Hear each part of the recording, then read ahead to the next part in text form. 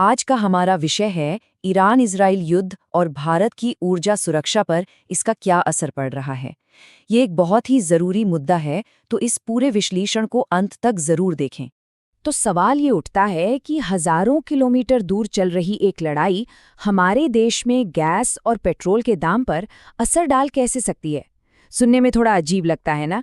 चलिए आज इसी सवाल का जवाब ढूंढते हैं। अपनी इस पूरी बातचीत में हम इन 5 हिस्सों पर गौर करेंगे। पहले तो ये समझेंगे कि मिडल ईस्ट में ये तनाव आखिर बढ़ क्यों रहा है। फिर जानेंगे हॉर्मुज़ जलडमरू मध्य की अहमियत के बारे में, जिसे दुनिया की तेल धमनी भी कहते हैं। इसके बाद भारत को जो एक राहत मिली है उस पर बात करेंगे। फिर देश की नई एनर्जी स्ट्रैटेजी को देखेंगे और आखिर में बात करेंगे कि आगे का रास्ता कितना मुश्किल हो सकता है।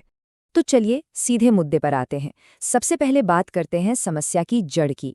देखिए, ईरान और इजराइल के बीच जो सीधा टकराव चल रहा है ना, उसने पूरे मिडिल ईस्ट को आप कह सकते हैं एक हाई अलर्ट पर डाल दिया है। और होता यह है कि जब भी इस इलाके में टेंशन बढ़ती है तो इसका असर पूरी दुनिया महसूस करती है। तेल और गैस को दुनिया भर में पहुंचाने वाले जो रास्ते हैं उनमें रुकावट आने लगती है, और इससे ग्लोबल एनर्जी मार्केट में एक अनिश्चितता का माहौल बन जाता है। अब जरा उस एक खास जगह पर फोकस करते हैं जो इस पूरे संकट के एकदम सेंटर में है, और वो है हॉर्मुज़ जलडमरू मध्य।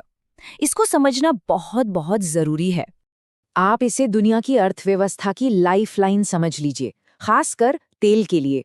ये दुनिया का सबसे जरूरी समुद्री रास्ता है। अगर यहाँ तेल की सप्लाई रुक जाए तो समझिए पूरी दुनिया की अर्थव्यवस्था की सांसें अटक सकती हैं। इस आंकड़े पर जरा गौर कीजिए, 20%।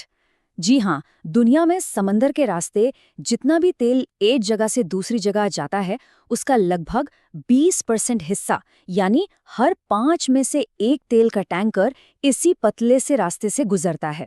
अब आप खुद ही सोचिए ये कितना ज्यादा अहम है।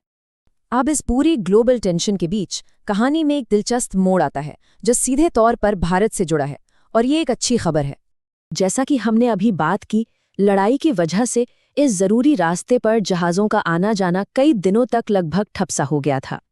अब ये भारत के लिए एक बहुत बड़ी चिंता की बात थी, क्योंकि हमारी ज़्यादातर ऊर्जा की ज़रूरतें तो इंपोर्ट से ही पूरी होती हैं।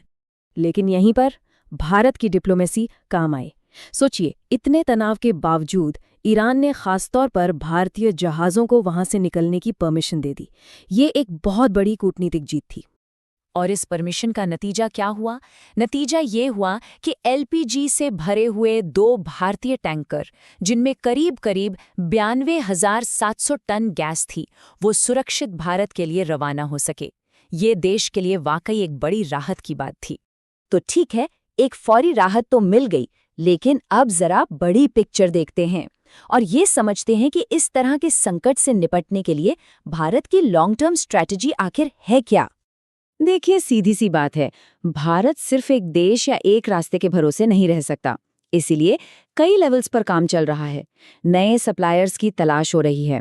देश की जो रिफाइनरीज हैं उनको कहा गया है कि भाई किसी भी इमरजेंसी के लिए एक्स्ट्रा स्टॉक बनाकर रखो। और सबसे जरूरी, एक बैलेंस्ड फॉरेन पॉलिसी अपनाई जा रही है ताकि किसी भी खेमे से रिश्ते खराब ना हो। लेकिन भारत की इन तमाम कोशिशों के बावजूद एक हकीकत है जिसे हम नज़रअंदाज नहीं कर सकते। वो ये कि ग्लोबल मार्केट में कच्चे तेल के दाम लगातार बढ़ रहे हैं, और इसका असर आने वाले टाइम में हमारे देश में कीमतों पर भी दिख सकता है। और अब हम आते हैं अपने आखिरी हिस्से पर कि आगे क्या हो सकता है और भविष्य का ये रास्ता कितना अनिश्चित है। देखिए, एक्सपर्ट साफ साफ कह रहे हैं कि ये कोई छोटी मोटी लड़ाई नहीं है जो कुछ ही दिनों में खत्म हो जाएगी। ये संकट लंबा चल सकता है, और इसका मतलब ये है कि एनर्जी मार्केट में ये उथल पुथल बनी रहेगी।